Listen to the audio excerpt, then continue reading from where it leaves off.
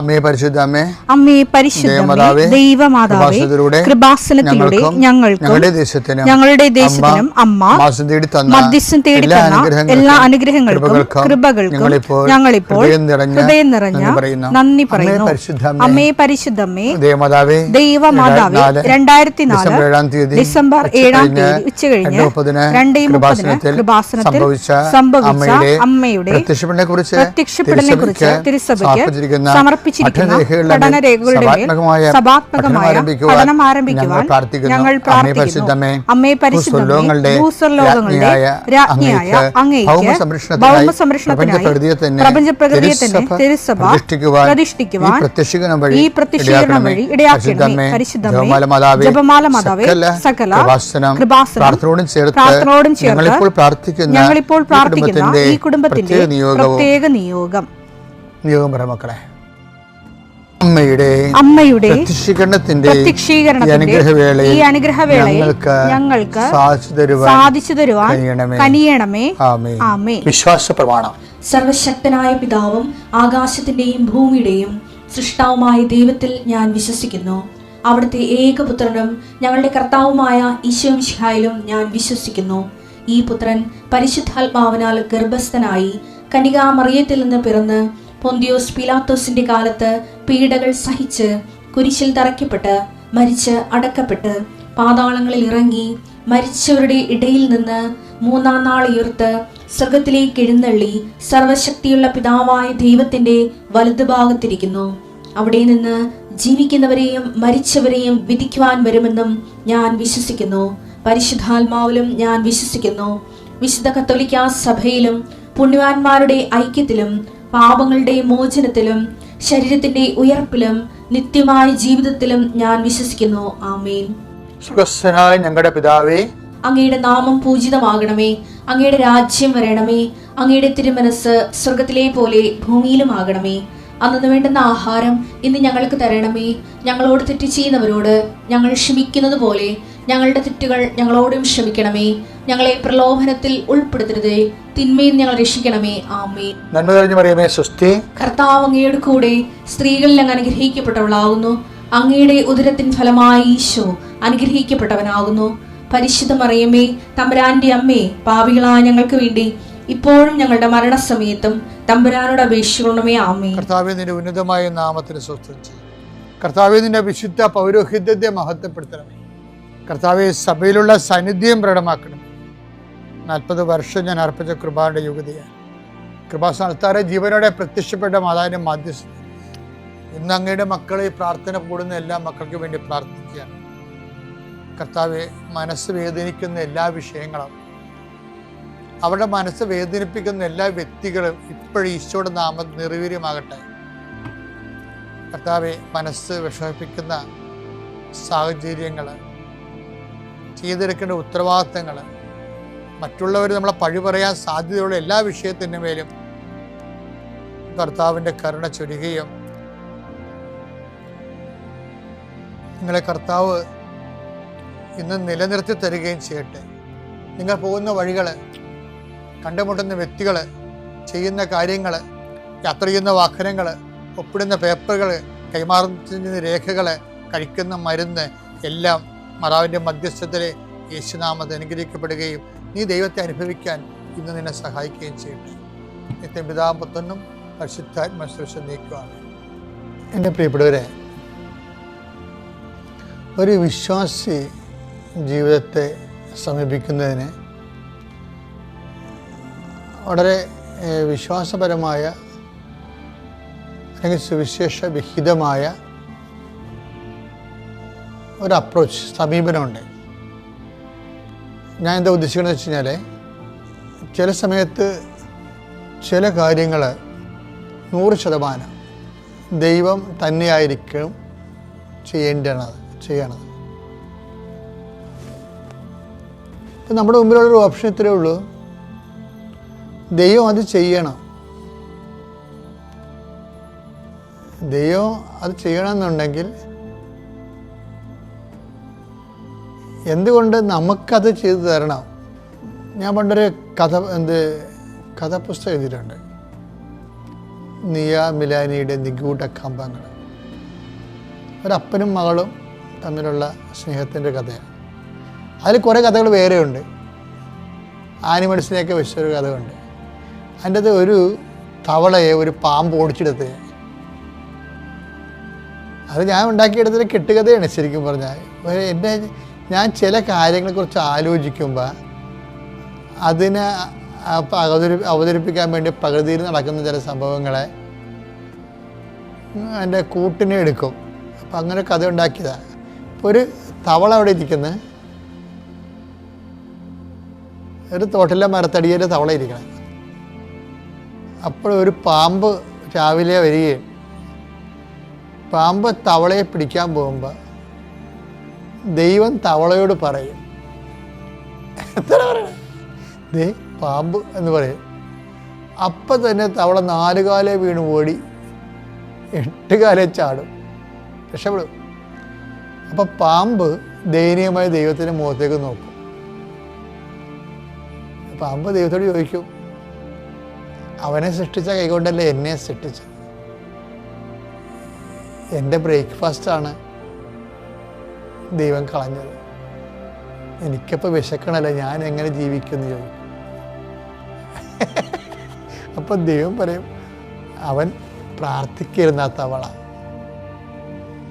അപ്പോൾ പ്രാർത്ഥിക്കുമ്പോൾ എനിക്ക് പ്രാർത്ഥിക്കുന്ന ആൾക്കാരെ കേൾക്കേണ്ടി വരും. ഇനി പ്രാർത്ഥിക്കാത്ത ഏതെങ്കിലും തവള ഉണ്ടെങ്കിൽ നീ പിടിച്ചോളാൻ പറയും. അങ്ങനെ ദൈവം അത് കോംപ്രമൈസ് ചെയ്യണത് അങ്ങനെയാണ്. പ്രാർത്ഥിക്കാതെ ഏതെങ്കിലും തവള ഉണ്ടെങ്കിൽ പിടിച്ചു. അപ്പോഴേ വൈ ഷുഡ് ബി പ്രേ എന്നുള്ളതിൻ്റെ ഉത്തരവാണത്. വൈ ഷുഡ് പ്രേ വെച്ചാൽ ദൈവത്തിന് നമ്മളെ സംരക്ഷിക്കേണ്ടി വരും. ദൈവ സംരക്ഷണം ലഭിക്കാൻ ഇപ്പം ഒരു പ്രാർത്ഥിക്കുന്ന ഒരാളിനെ സംബന്ധിച്ചിടത്തോളം ദൈവത്തിന് ബാധ്യതയുണ്ട് അവനെ സംരക്ഷിക്കാനുള്ള. അവർ ഓപ്ഷൻ വന്നാൽ എന്തു ചെയ്യും? അപ്പം ദൈവം എന്തു ചെയ്യും? പ്രാർത്ഥിക്കാത്ത ആൾക്കാർ അതിന് കൊടുക്കും. പ്രകൃതിയുടെ നിയമം അതാണ്. ചിലർ മുടിനാരിടക്കൊക്കെ രക്ഷപ്പെട്ടെന്നൊക്കെ പറയണില്ലേ? അതുകൊണ്ട് വളരെ നിസ്സാരമല്ലേ. തവളയും പാമ്പും അല്ല, ശരിക്കും നമ്മുടെ രോഗങ്ങളൊക്കെ അതുപോലെ തന്നെ നമുക്ക് ജീവിതത്തിലുണ്ടാകുന്ന അടിപതർച്ചകളില്ലേ, അതൊക്കെ എങ്ങനെ വരണമാണ് ശരിക്കും പറഞ്ഞാൽ? ദൈവ സംരക്ഷണം നഷ്ടപ്പെടുമ്പോഴാണ് വരണത്. നിങ്ങൾക്ക് വരുന്ന ഒരു പ്രശ്നം എന്താണെന്നറിയാമോ? നിങ്ങൾ പ്രെയർ ചെയ്യുന്നു എന്നുള്ളത് ആണ് ഏതാണ്ട് മഹാകാര്യം പോലെ എടുക്കണത്. പക്ഷെ പ്രെയർ ചെയ്യുമ്പോൾ ഞാനൊരു കാര്യം ചോദിക്കട്ടെ. ഇപ്പം ഞാൻ അമ്പലപ്പുഴ പള്ളിയിൽ ഇരുന്നിട്ടുണ്ട് കുറേ നാൾ, 6 കൊല്ലം ഇരുന്ന്. എൻ്റെ ചവിട്ടനാട വിജ്ഞാനകോശമൊക്കെ അവിടെ ഇരുന്ന് എഴുതിയതാണ്. അപ്പോൾ അവിടെ വെച്ച് അന്ന് സുധാകരൻ മിനിസ്റ്ററായിരുന്നു, ഈ സിവിൽ സപ്ലൈസിൻ്റെ ആണെന്ന് തോന്നണേ. അതായത് എനിവേ അമ്പലപ്പുഴ MLA ആയത് കാരണം അദ്ദേഹം അമ്പലപ്പുഴ പാൽപ്പായസം ത്രിവേണി സിവിൽ സപ്ലൈസ് കോർപ്പറേഷൻ വഴി കൊടുക്കാൻ ഒരു ഏർപ്പാടുണ്ടാക്കി. ഒത്തിരി ഭക്തന്മാർക്ക് ഉള്ളിൽ സങ്കടം ഉണ്ടായിരുന്നു. കാര്യം ആൾക്കാർ ഈ പായസം മേടിക്കണതെന്ന് വെച്ച് കഴിഞ്ഞാൽ ഈ ഇതുപോലെ നമ്മുടെ കൊക്കക്കോള മേടിക്കണ പോലെ അല്ല പായസം മേടിക്കുന്നത്. അതൊരു അനുഷ്ഠാന പ്രക്രിയയുടെ ഭാഗമായിട്ട് പ്രസാദം പോലെ പ്രാർത്ഥിച്ച് കൈപ്പറ്റുന്ന ആൾക്കാരുണ്ട്. അവർക്കൊക്കെ ഭയങ്കര പ്രയാസമായി. ചുമ്മാ വഴിയെ പോണ എന്തും മേടിച്ച് കഴിക്കണവർക്ക് ഇതൊന്നും പ്രശ്നമല്ല. പക്ഷെ അപ്പം ഞാൻ പള്ളിയിലുണ്ട് അവിടെ. അപ്പോൾ ഈ ആൾക്കാരുടെ പ്രയാസങ്ങൾ ഞാൻ കേൾക്കുന്നുണ്ട്.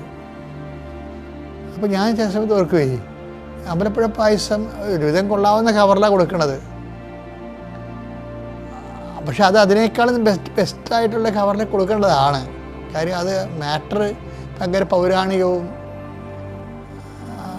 അത് ഒരു പ്രസാദത്തിൻ്റെ എല്ലാ പ്രസാദം കൊടുക്കുന്ന പോലെയൊക്കെ ആൾക്കാർക്ക് അതിൽ വിശ്വസിക്കുന്ന ആൾക്കാർക്ക് ഭയങ്കര അമൂല്യമാണ്. അപ്പോൾ അവർക്കതുപോലെ പ്രസൻറ്റ് ചെയ്യേണ്ടതാണത്. ഞാൻ നിങ്ങളോട് ചോദിക്കണേ, ഈ അമ്പലപ്പുഴ പാൽപ്പായസമേ കോളാമ്പി തന്നാൽ എങ്ങനെ ഇരിക്കും? ഇപ്പം കാര്യം മനസ്സിലായില്ല. ഞാൻ നിങ്ങൾ കോളാമ്പി കൊടുക്കുക, അത് ഞാൻ ആക്ഷേപിച്ച് സംസാരിക്കുകയല്ല. അമ്പലപ്പുഴ പായസം കോളാമ്പി തന്നാൽ എങ്ങനെ ഇരിക്കും? അതൊരു സ്വർണ്ണപ്പാത്രത്തിൽ തന്നാൽ എങ്ങനെ ഇരിക്കും?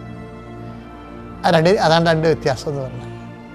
അതുപോലെ തന്നെയാണ് ഈ പ്രാർത്ഥിക്കുന്ന വ്യക്തി കോളാമ്പി പാർട്ടിയാണെങ്കിൽ എന്തു ചെയ്യും? പ്രാർത്ഥിക്കുന്ന വ്യക്തിയുടെ ഹൃദയം, അവരുടെ ഹൃദയം തുറന്ന ശവക്കുഴിയാണെന്ന് പറയത്തില്ലേ? ആ വചനം എടുത്തേ, റോമ 3:13.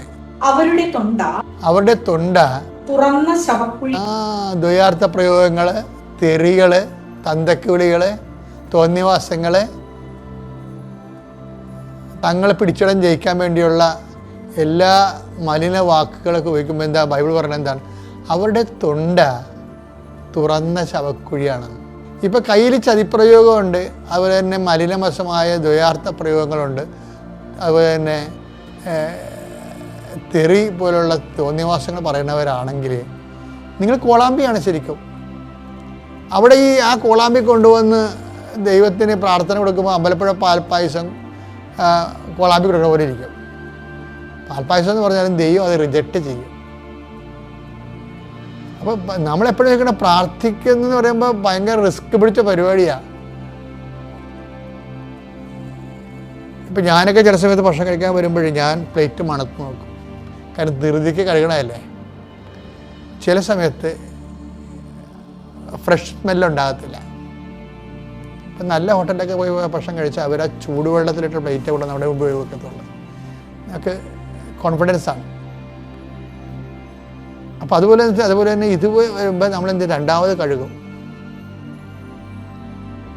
അതിൻ്റെ അത് കണ്ടാമിനേഷൻ ഉണ്ടാകാതിരിക്കാനും ബാക്ടീരിയ ഒന്നും ഉണ്ടാകാതിരിക്കാൻ വേണ്ടി അങ്ങനെ കഴുകണം. അല്ലാതെ ഇതുപോലെയാണ് നമ്മുടെ പ്രാർത്ഥനയിലും ബാക്ടീരിയ ഉണ്ടാകരുത്. പ്രാർത്ഥനയിൽ ബാക്ടീരിയ, പക്ഷേ ഈ ആൾക്കാരുടെ ഒരു കുഴപ്പം വെച്ചാൽ പകുതി മുക്കാൽ ആൾക്കാരുടെയും പ്രാർത്ഥനയിൽ ബാക്ടീരിയ ഉണ്ട്. അത് ബൈബിൾ പറയണത് തുറന്ന ശവക്കുഴി എന്ന് പറയുമ്പോൾ പിന്നെ എൻ്റെ അപ്പുറത്ത് വല്ലതും പറയാനുണ്ട്. അപ്പോൾ വളരെ അത്രയും ശ്രദ്ധിക്കുന്നുണ്ടെന്ന് മനസ്സിലായില്ലേ വചനം? അതുകൊണ്ട് നമ്മൾ ശ്രദ്ധിക്കണം. നമ്മളുടെ പ്രാർത്ഥനകൾ നല്ല പൊന്നിൻ്റെ താലത്തിൽ വെച്ച് ദൈവത്തിന് കൊടുക്കാൻ കഴിയണം. എന്നാൽ പിന്നെ പ്രാർത്ഥനയ്ക്ക് ഗ്യാരണ്ടിയായി. അതുകൊണ്ട് തന്നെ കാര്യങ്ങൾ നിവർത്തിക്കും. എൻ്റെ പേര് അഖില. ഞാൻ മുട്ടാറിൽ നിന്നാണ് വരുന്നത്. ഞാൻ B2 കോഴ്സ് പഠിക്കുന്ന ഒരു സ്റ്റുഡൻ്റാണ്. ഞാൻ 2022 മെയ് 3 ജർമ്മൻ പഠിക്കാൻ വേണ്ടി ആലപ്പുഴയിൽ തന്നെ ജോയിൻ ചെയ്തത്.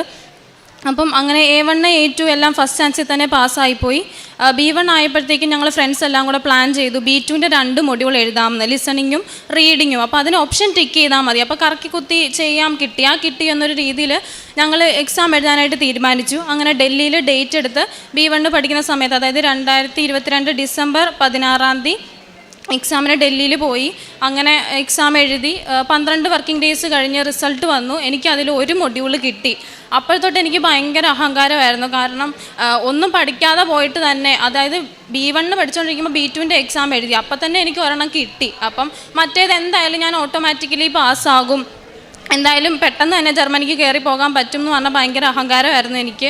അത് കഴിഞ്ഞ് B1 കംപ്ലീറ്റ് ചെയ്തു. B2 കോഴ്സ് പഠിച്ചുകൊണ്ടിരിക്കുമ്പോഴാണെങ്കിലും പിള്ളേരൊക്കെ ചോദിക്കും, നീ എങ്ങനെ ഇത് എഴുതിയെടുത്തത്? അപ്പോൾ ഞാൻ പറഞ്ഞാൽ അതൊക്കെ സിമ്പിളാണ്, ചുമ്മാ പോയി എഴുതിയാൽ മതി, എനിക്ക് അങ്ങനെയാണ് കിട്ടിയത്. അപ്പം അവരാണെങ്കിലും എന്നെ ഇങ്ങനെ നോക്കിയിട്ട് പഠിപ്പിച്ച് തരുമോ എന്നൊക്കെ ചോദിക്കും. എനിക്ക് അറിയാവുന്നതൊക്കെ ഞാൻ അവർക്ക് പറഞ്ഞു കൊടുക്കും. എന്നാലും എൻ്റെ മനസ്സിൽ കിട്ടും, എന്തായാലും പോയി എഴുതിയാൽ കിട്ടും, ഫസ്റ്റ് ചാൻസിൽ തന്നെ കിട്ടും എന്നൊരു അഹങ്കാരമായിരുന്നു. അതിനുശേഷം B2 കംപ്ലീറ്റ് ചെയ്തിട്ട് ഏപ്രിൽ 24 ഞാൻ ചെന്നൈയിൽ ഡേറ്റ് എടുത്തു. ഞാനും എൻ്റെ ഫ്രണ്ടും കൂടാണ് എക്സാം എഴുതാൻ പോയത്. അപ്പോൾ അവൾ ഉടമ്പടിയൊക്കെ എടുത്ത് പ്രാർത്ഥിച്ച് ആണ് എക്സാമിന് വന്നത്. അപ്പോൾ ഞാൻ അങ്ങനെ ബാക്കി 3 മൊഡ്യൂൾ എഴുതി, അവളും മൊഡ്യൂൾസ് എഴുതി. അങ്ങനെ 12 വർക്കിംഗ് ഡേയ്സിന് ശേഷം റിസൾട്ട് വന്നു. എനിക്ക് ഒരു മൊഡ്യൂൾ പോലും കിട്ടിയില്ല. പക്ഷെ അവൾ എഴുതിയ മൊഡ്യൂൾസ് എല്ലാം അവൾ പാസ്സായി. അപ്പം ഞാൻ ആകെ തകർന്നു പോയി. എനിക്ക് ഒരു മൊഡ്യൂൾ പോലും കിട്ടിയില്ലല്ലോ. കാരണം ഏറ്റവും കൂടുതൽ പഠിച്ച ടോപ്പിക്കാണ് വന്നത്. അതിലെളുപ്പം ഇനിയും കിട്ടത്തില്ല. എന്നിട്ട് പോലും എനിക്ക് എന്താ കിട്ടാത്തതെന്ന് ഞാൻ ചിന്തിച്ചു. അപ്പം ഞാൻ ഒരു കാഴ്ച കണ്ടെന്ന് പറഞ്ഞാൽ, അവൾ കൃപാസന മാതാവിൻ്റെ ഫോട്ടോ എടുത്ത് കെട്ടിപ്പിടിച്ച് കരഞ്ഞ് നന്ദി പറയുന്നതാണ് ഞാൻ കണ്ടത്. അപ്പോൾ അവൾ എൻ്റെ അടുത്ത് വന്നിരുന്ന് പറഞ്ഞു, എടി നീ കൃപാസനത്തിൽ പോയി പ്രാർത്ഥിക്ക്, നിന്നെ മാതാവ് രക്ഷിക്കും, നിന്നെ കയറ്റി വിടുമെന്ന് പറഞ്ഞു. അപ്പം ഞാൻ അവളോട് പറഞ്ഞു, എടി നീ എന്നെ ഒന്ന് കൊണ്ടുപോകാമോ? അങ്ങനെ അവളും അവളുടെ മമ്മിയും കൂടെ ഇവിടെ വന്ന് എന്നെ ഹെൽപ്പ് ചെയ്ത് ഞാൻ അങ്ങനെയാണ് ഉടമ്പടി എടുക്കുന്നത്. മെയ് 10 2023 ഞാൻ ഉടമ്പടി എടുക്കുന്നത്. അതിനുശേഷം ഞാൻ നല്ലപോലെ പ്രാർത്ഥിച്ചു. ആദ്യത്തെ 1-2 ആഴ്ചയൊക്കെ ഭയങ്കര പ്രാർത്ഥനയായിരുന്നു. അതിനുശേഷം പിന്നെ പത്രമൊക്കെ തന്നിട്ടുണ്ടായിരുന്നു. അപ്പോൾ എനിക്ക് കൊടുക്കാൻ മടിയായത് കാരണം ഞാനൊരു സൈഡിൽ അത് മാറ്റി വെക്കും. സമയം കിട്ടുമ്പോൾ കൊടുക്കും, അല്ലെങ്കിൽ അറിയാവുന്നവർക്ക് കൊടുക്കും. അറിയാത്തവർക്കൊക്കെ കൊടുക്കാൻ എനിക്ക് ഭയങ്കര ഒരു ബുദ്ധിമുട്ടായിരുന്നു. എന്നിട്ട് പിന്നെ സന്ധ്യാപ്രാർത്ഥന ചെല്ലണമെന്ന് പറഞ്ഞു. എനിക്ക് പ്രാർത്ഥനയൊക്കെ ചെല്ലാൻ മടിയാണ്. കാരണം ഞാൻ വർക്ക് ചെയ്യുന്നുണ്ടായിരുന്നു. ജർമ്മൻ ലാംഗ്വേജ് പഠിച്ചു കഴിഞ്ഞിട്ട് പഠിപ്പിക്കാൻ വേണ്ടിയിട്ട് തിരുവല്ലയിൽ കയറിയിട്ടുണ്ടായിരുന്നു. അപ്പോൾ അതിൻ്റെ പേപ്പറും കാര്യങ്ങളൊക്കെ ചെക്ക് ചെയ്യാനുള്ളതുകൊണ്ട് ഞാൻ പ്രാർത്ഥന മാത്രം ചെല്ലിയിട്ട് കയറി കിടക്കും. അല്ലാതെ സന്ധ്യാപ്രാർത്ഥന ചെല്ലുവോ ബൈബിൾ വായിക്കുകയോ യാതൊന്നും ചെയ്യത്തില്ല. അപ്പം വീണ്ടും എനിക്ക് ഓവർ കോൺഫിഡൻസ് ആയി. ഞാൻ ഉടമ്പടി എടുത്തല്ലോ, എനിക്ക് എന്തായാലും കിട്ടും എന്ന് പറഞ്ഞിട്ട് വീണ്ടും ഡൽഹിയിൽ എക്സാമിന് ഡേറ്റ് എടുത്ത് ഞാൻ സെപ്റ്റംബറിൽ പോയി എക്സാം എഴുതിയതിന് ശേഷം 12 വർക്കിംഗ് ഡേയ്സിനുള്ളിൽ റിസൾട്ട് വന്ന് എനിക്ക് വീണ്ടും ഒന്നും കിട്ടിയില്ല. അപ്പം ഞാൻ മാതാവിനോട് ചോദിച്ചു, എനിക്ക് എന്താ ഒന്നും കിട്ടാത്തത്? ഞാൻ ഉടമ്പടി എടുത്തിട്ടല്ലേ പോയത്, അല്ലാത്ത പിള്ളേർക്കൊക്കെ കിട്ടിയില്ലോ, എനിക്ക് മാത്രം എന്താ കിട്ടാത്തത് എന്ന് ഞാനിങ്ങനെ ദേഷ്യപ്പെട്ട് ചോദിക്കുമായിരുന്നു. അപ്പം എൻ്റെ അമ്മ എൻ്റെ അടുത്ത് പറഞ്ഞു തരും, നീ പത്രം കൊടുത്തോ, നീ സന്ധ്യാപ്രാർത്ഥന ചെല്ലിയോ, ബൈബിൾ വായിച്ചോ, എന്തെങ്കിലും നീ ചെയ്തോ, പിന്നെ എന്ത് യോഗ്യതയാണ് നിനക്ക് മാതാവിനോട് ചോദിക്കാനുള്ളത് എന്ന് എൻ്റെ അമ്മ എനിക്ക് എപ്പോഴും പറഞ്ഞു തരുമായിരുന്നു. പള്ളിയിൽ പോയോ, ഒന്നും ചെയ്തിട്ടില്ലല്ലോ എന്ന് പറയുമായിരുന്നു. അതിനുശേഷം ഞാൻ പിന്നെ നവംബറിൽ വന്ന് ഉടമ്പടി പുതുക്കിയതിന് ശേഷം വീണ്ടും ശക്തമായിട്ട് പ്രാർത്ഥിച്ചു. എൻ്റെ തെറ്റുകൾ മനസ്സിലാക്കി ഞാൻ പ്രാർത്ഥിച്ചു. അതിനുശേഷം ഞാൻ വീണ്ടും ട്രിവാൻഡ്രത്തെ എക്സാം എഴുതി റിസൾട്ട് വന്നപ്പം 30 ദിവസം എടുത്തു റിസൾട്ട് വരാൻ. 1 മാസം വെറുതെ പോയി. എന്നിട്ടും എനിക്ക് കിട്ടിയില്ല. എന്നാലും ഞാൻ വിട്ടുകൊടുത്തില്ല, എനിക്ക് കിട്ടും, എനിക്ക് മാതാവ് തരുമെന്നൊരു വിശ്വാസം എന്നിൽ ഇരട്ടിച്ചു. അങ്ങനെ ഞാൻ വീണ്ടും എക്സാം എഴുതാനായിട്ട് ചെന്നൈയിൽ ഡേറ്റ് എടുത്തു. അങ്ങനെ നല്ലപോലെ ശക്തമായി പ്രാർത്ഥിച്ച് 3 മണിക്ക് എണീറ്റ് പ്രാർത്ഥിച്ച് മാതാവിനോട് കരഞ്ഞ് വിളിച്ച് പ്രാർത്ഥിച്ച് പള്ളിയിൽ പോയി പത്രം കറക്റ്റ് സമയത്ത് കൊടുത്ത് ബൈബിൾ വായിച്ച് ഒക്കെ ഞാൻ എക്സാം എഴുതാൻ പോയി. അങ്ങനെ റിസൾട്ട് വന്നപ്പോൾ എനിക്ക് കിട്ടി. അതിന് ശേഷം ഞാൻ പ്രോസസ്സിങ് ചെയ്യാൻ വേണ്ടിയിട്ട് ഞാൻ ആദ്യം ഒരു ഏജൻസിയിൽ കൊടുത്തു കഴിഞ്ഞപ്പം അവർ ആദ്യം ഡോക്യുമെൻറ്റ്സ് എല്ലാം മേടിച്ചതിന് ശേഷം അവർ 1 മാസം കഴിഞ്ഞപ്പോൾ പറഞ്ഞു, നമുക്കങ്ങനെ ചെയ്യാൻ പറ്റത്തില്ല, അങ്ങനെ പ്രോസസ്സിങ് പറ്റത്തില്ല എന്ന് പറഞ്ഞു. അപ്പം ഇവർ പിന്നെ ഫോൺ എടുക്കുന്നില്ല. ഞാൻ എത്ര വിളിച്ചിട്ട് ഇവർ ഫോൺ എടുക്കുന്നില്ല. അങ്ങനെ എനിക്ക് മനസ്സിലായി ഇനി അത് പോക്ക് നടക്കത്തില്ല. അപ്പം ഏപ്രിൽ, സെപ്റ്റംബർ, ഒക്ടോബറാണ് നമുക്ക് ഇന്ത്യക്ക് വരുന്നത്. അപ്പോൾ എൻ്റെ ഏപ്രിലിൻ്റേക്ക് പോയി. അപ്പം ഞാൻ വീണ്ടും പ്രാർത്ഥിച്ചു. അങ്ങനെ അടുത്ത ഏജൻസിയിൽ കൊടുത്തപ്പം അവർ പിന്നെയും ഡോക്യുമെൻറ്റ്സ് എല്ലാം മേടിച്ചു, ഓക്കെയാണ്, പ്രൊസീഡ് ചെയ്യാമെന്നെല്ലാം പറഞ്ഞു. അപ്പോഴെല്ലാം ഞാൻ മാതാവിനോട് പറയുന്നുണ്ട്, മാതാവേ നല്ലതാണെങ്കിൽ മാത്രമേ എന്നെ ഈ വഴി കൊണ്ടുപോകാവുള്ളേ, ഇല്ലെങ്കിൽ മാറ്റിത്തരണേ എന്ന് എപ്പോഴും ഞാൻ പ്രാർത്ഥിക്കും. പള്ളിയിൽ പോകും, നല്ലപോലെ എന്നെ കൊണ്ട് പറ്റുന്ന അത്രയും രീതിയിൽ ഞാൻ പ്രാർത്ഥിക്കുമായിരുന്നു. എന്നിട്ട് അവർ 1 മാസം കഴിഞ്ഞപ്പോൾ അവർ പറയുക, ഞങ്ങൾക്ക് കൊണ്ടുപോകാൻ പറ്റത്തില്ല, അക്കോമഡേഷൻ കിട്ടത്തില്ല, അക്കോമഡേഷൻ വെച്ചില്ലെങ്കിൽ നമുക്ക് വിസ റിജക്റ്റ് ആവുമെന്ന് പറഞ്ഞു. അങ്ങനെ അവർ ഡോക്യുമെൻറ്റ്സ് എല്ലാം തിരിച്ചു തന്നു, വേറെ എവിടെയെങ്കിലും കൊടുത്തോളാൻ പറഞ്ഞു. അപ്പം ഞാൻ ആകെ തകർന്നു. ഇതെന്നെ ആർക്കും എന്നെ വേണ്ടേ, മാതാവിനും എന്നെ വേണ്ടേ എന്ന് പറഞ്ഞ് ഭയങ്കര വിഷമത്തിൽ ഞാൻ അടുത്ത ഏജൻസിയിൽ കൊടുത്തു. അവർ ഏജൻസിയല്ല, പ്രൈവറ്റായിട്ട് ജർമ്മനിയിൽ തന്നെ ചെയ്യുന്ന ഒരാളായിരുന്നു. അപ്പോൾ പുള്ളിക്കാരൻ്റെ വൈഫാണ് അത് ചെയ്യുന്നത്. അപ്പോൾ അവർ ഉറപ്പ് പറഞ്ഞു. അങ്ങനെ ഞാൻ ആദ്യമേ ചോദിച്ചു, ഇങ്ങനെ എല്ലാവരും എനിക്ക് തിരിച്ചു തരുക, ഇവിടെ എന്തെങ്കിലും പ്രശ്നങ്ങളുണ്ടാകുമോ? അപ്പോൾ അവർ പറഞ്ഞു, യാതൊരു പ്രശ്നവും ഉണ്ടാകത്തില്ല, ഞങ്ങൾ ഇഷ്ടം പോലെ പിള്ളേരെ കയറ്റിക്കൊണ്ട് വന്നതാണെന്ന് പറഞ്ഞു. വീണ്ടും 1 മാസം കഴിഞ്ഞപ്പോൾ അവരെനിക്ക് എൻ്റെ ഡോക്യുമെൻറ്റ്സ് തിരിച്ചു തരുക, ഞങ്ങൾക്ക് കൊണ്ടുപോകാൻ പറ്റത്തില്ല എന്ന് പറഞ്ഞിട്ട് എനിക്കറിയത്തില്ല എന്താ സംഭവിക്കുന്നതെന്ന്. ഞാൻ എൻ്റെ മാതാവിനോട് കരഞ്ഞു പറഞ്ഞു, എന്തിനാ എന്നെ ഇങ്ങനെ ഇട്ട് തട്ടുന്നത്, ഞാൻ ഇതിന് മാത്രം എന്ത് തെറ്റാ ചെയ്തതെന്ന്. എനിക്ക് എൻ്റെ അമ്മ ഫോൺ വിളിക്കുമ്പോൾ, ഞാൻ ഹോസ്റ്റലിലാണ് നിൽക്കുന്നത്, ഫോൺ വിളിക്കുമ്പോൾ എന്നോട് പറയും, എടി കുർബാന കഴിഞ്ഞിട്ട് ഞാൻ ഏറ്റവും ലാസ്റ്റായി ഇറങ്ങുന്നേ, കാരണം ആൾക്കാർ ചോദിക്കുമ്പോൾ നിനക്ക് പോകാറായില്ലേ, അവൾ പോകുന്നില്ലേ, എനിക്ക് ചോദ്യം കേട്ട് മടുത്തു. അതൊക്കെ കേൾക്കുമ്പോൾ എൻ്റെ ചങ്ക് തകരും. കാരണം ഞങ്ങൾക്ക് ഫിനാൻഷ്യലിയും ബുദ്ധിമുട്ടുണ്ട്. അച്ഛയ്ക്കൊരു ആക്സിഡൻറ്റ് കഴിഞ്ഞ കാരണം കൊറോണ സമയത്ത് നിർത്തിപ്പോകുന്നതാണ് ഖത്തറിൽ നിന്ന്, പിന്നെ ജോലിക്കൊന്നും പോയിട്ടില്ല. അപ്പോൾ എനിക്ക് ഭയങ്കര വിഷമമായി. ഞാൻ ശക്തമായിട്ട് പ്രാർത്ഥിക്കാൻ തുടങ്ങി. എല്ലാവരും എന്നെ കളിയാക്കും, എന്താ പോകുന്നില്ലേ, എൻ്റെ കൂടെയുള്ള എല്ലാവർക്കും വിസ വന്ന് കേക്ക് കട്ടിങ് ഫോട്ടോ ഒക്കെ എടുക്കുമ്പോൾ എൻ്റെ കണ്ണ് നിറഞ്ഞാൽ ഞാനവിടെ നിൽക്കുന്നേ, എനിക്ക് മാത്രം എന്താ മാതാവ് ഒന്നും തരാത്തേന്ന് ഓർത്ത്. അതിനുശേഷം ഞാൻ വീണ്ടും ജൂലൈയിൽ വന്ന് ഉടമ്പടി പുതുക്കുന്ന സമയത്തൊക്കെ എൻ്റെ മനസ്സിൽ വലിയ ആഗ്രഹമായിരുന്നു, എനിക്കൊരു തവണയെങ്കിലും മാതാവിനെ കിട്ടണമെന്ന്. അങ്ങനെ ജൂലൈയിൽ പുതുക്കിയപ്പം എനിക്ക് മാതാവിനെ കിട്ടി. ആ മാതാവിനെ കൈവച്ചുകൊണ്ട് തന്നെ ഞാൻ പറഞ്ഞു, ഞാൻ ഓഗസ്റ്റ് 15 ഇവിടെ വരും, എൻ്റെ കോൺട്രാക്റ്റുമായിട്ട് ഞാൻ ഇവിടെ വരും, അതിനെ ഇനി ഞാൻ ഇവിടെ വരത്തുള്ളൂ എന്ന് പറഞ്ഞിട്ട് പോയി. എന്തിനാ പറഞ്ഞതെന്നൊന്നും എനിക്കറിയത്തില്ല, ഞാനങ്ങ് പറഞ്ഞു, എൻ്റെ വായിന്ന് പറഞ്ഞു, ഉറപ്പായിട്ട് ഓഗസ്റ്റ് 15 ഞാനിവിടെ വരും എന്ന് പറഞ്ഞിട്ട് പോന്നു. അങ്ങനെ ഞാൻ അതിനുശേഷം ഒരു ഏജൻസിയിൽ കൊടുത്തിട്ടുണ്ടായിരുന്നു. കൊടുത്തതിന് പിന്നെ അവർക്ക് ഇൻ്റർവ്യൂ സ്പീഡാക്കി തന്നു. ലാസ്റ്റത്തെ ഫൈനൽ ഇൻ്റർവ്യൂ ഉടമ്പടി പുതുക്കിയതിന് ശേഷം ചെന്ന ഉടനെ എനിക്ക് ഫൈനൽ ഇൻ്റർവ്യൂ കിട്ടി. അതിൽ ഫൈനൽ ഇൻ്റർവ്യൂ കയറി ഫസ്റ്റ് ക്വസ്റ്റ്യൻ പറഞ്ഞ പാടെ അവർ പറഞ്ഞു, ഞങ്ങൾക്ക് ഈ കുട്ടിയെക്കുറിച്ചുള്ളതെല്ലാം നല്ല ക്ലിയറായി, ഇനി ഇയാൾ യാതൊരു ആൻസറും പറയണ്ട, വണ്ടർഫുള്ളായിട്ട് ഇയാൾ ഇൻ്റർവ്യൂ പ്രസൻറ്റ് ചെയ്തിട്ടുണ്ടെന്ന് എന്നോട് അവർ പറഞ്ഞു. എനിക്കറിയത്തില്ല എന്താ സംഭവിക്കുന്നത്. എനിക്ക് മനസ്സിലായി മാതാവ് എൻ്റെ കൂടെ തന്നെയുണ്ട്, ശക്തമായിട്ട് പ്രാർത്ഥിച്ചാൽ എനിക്ക് കിട്ടുമെന്ന് എനിക്ക് മനസ്സിലായി. അങ്ങനെ അച്ഛയ്ക്ക് ജൂലൈ 15 അച്ഛയ്ക്ക് ഞാൻ ജോലിക്ക് വേണ്ടി ഡേറ്റ് ഇട്ട് പ്രാർത്ഥിച്ചത്. ജൂലൈ 13 ആയപ്പോൾ അച്ഛയ്ക്ക് വിസ വന്നു. ജൂലൈ 16 അച്ഛ ഖത്തറിന് കയറിപ്പോയി. അങ്ങനെ പൈസയുടെ കാര്യങ്ങളും ഏകദേശം ഓക്കെ ആയി. പിന്നെ ഇനിയിപ്പം 2 ലക്ഷം രൂപയോളം നമുക്ക് പ്രോസസ്സിങ്ങിന് അടയ്ക്കേണ്ടി വരും. അപ്പം ഞങ്ങൾക്കൊരു അങ്കിളുണ്ട്, ആ അങ്കിള് തന്ന് സഹായിക്കാമെന്ന് പറഞ്ഞു. അതിനുശേഷം ഞാൻ വീണ്ടും അവരെ ഏജൻസിയിൽ കൊടുത്തവരെ വിളിച്ച് കോൺടാക്റ്റ് ചെയ്യുകയുണ്ടായി. എന്താ ചെയ്യണ്ടേ, എപ്പോഴാണ് പേപ്പേഴ്സൊക്കെ വരുന്നതെന്ന് പറഞ്ഞു. അപ്പോൾ അവർ പറഞ്ഞു ഇത്ര ദിവസത്തിനുള്ളിൽ വരും, കുറച്ച് ഡിലേ ഉണ്ട് എന്ന് പറഞ്ഞു. അപ്പോൾ ഞാൻ വീണ്ടും മാതാവിനോട് ശക്തമായിട്ട് പ്രാർത്ഥിക്കാൻ തുടങ്ങി. എനിക്ക് തന്നേ പറ്റത്തുള്ളൂ, എൻ്റെ കുടുംബത്തെ രക്ഷിക്കാൻ എനിക്കൊരു വഴി അമ്മ തന്നേ പറ്റത്തുള്ളൂ എന്ന് പറഞ്ഞ് കരഞ്ഞ് പ്രാർത്ഥിക്കാൻ തുടങ്ങി. എപ്പോഴും എനിക്ക് കരച്ചിൽ മാത്രമേ ഉള്ളൂ. ഞാൻ അവിടെ ചെന്ന് മാതാവിൻ്റെ ഫോട്ടോയിൽ നോക്കി കരയും. എനിക്ക് ഒന്നും പ്രാർത്ഥിക്കാനുമില്ല. കാരണം എല്ലാവരും, ആർക്കും എന്നെ വേണ്ട, എല്ലാവരും എന്നെ ഇട്ട് തട്ടുക, എവിടെ ചെന്നാലും കളിയാക്കൽ മാത്രമേ ഉള്ളൂ. നാട്ടിൽ പള്ളിയിൽ പോകാൻ പോലും എനിക്ക് പേടിയാണ്. ഞാൻ ഹോസ്റ്റലിൽ നിൽക്കുകയുള്ളൂ, ഇങ്ങോട്ട് നാട്ടിലേക്ക് വരില്ല. കാരണം എനിക്ക് ഞാൻ മൂത്ത ആളാണ്, താഴെ 3 പേരാണ്. അവൾ പിള്ളേരെ വളർത്തി അതുവഴി നടക്കുക എന്നൊക്കെ പറഞ്ഞ് ഒരുപാട് പേരെന്നെ കളിയാക്കുമായിരുന്നു. അതിനുശേഷം ഓഗസ്റ്റ് 13 ആയപ്പോഴത്തേക്കും മാതാവ് എനിക്ക് കോൺട്രാക്റ്റ് തന്നു. 15-ാം തീയതി ഇന്ന് ഞാനിവിടെ സാക്ഷ്യം പറയാൻ വന്നിരിക്കുകയാണ്. എന്നെ കളിയാക്കിയവരുടെ മുന്നിൽ, എന്നെ പരിഹസിച്ചവരുടെ മുന്നിൽ, ഞാനൊന്നും ആകില്ലെന്ന് പറഞ്ഞവരുടെ മുന്നിൽ മാതാവ് എന്നെ വെല്ലുവിളാക്കി കാണിച്ചു. അവിടെ ഏറ്റവും നല്ല ഹോസ്പിറ്റലിൽ ഏറ്റവും സാലറിയിൽ സെപ്റ്റംബർ ലാസ്റ്റ് ഞാൻ ജർമ്മനിക്ക് പറക്കുകയാണ്. എൻ്റെ അമ്മയ്ക്ക് 1000 നന്ദി.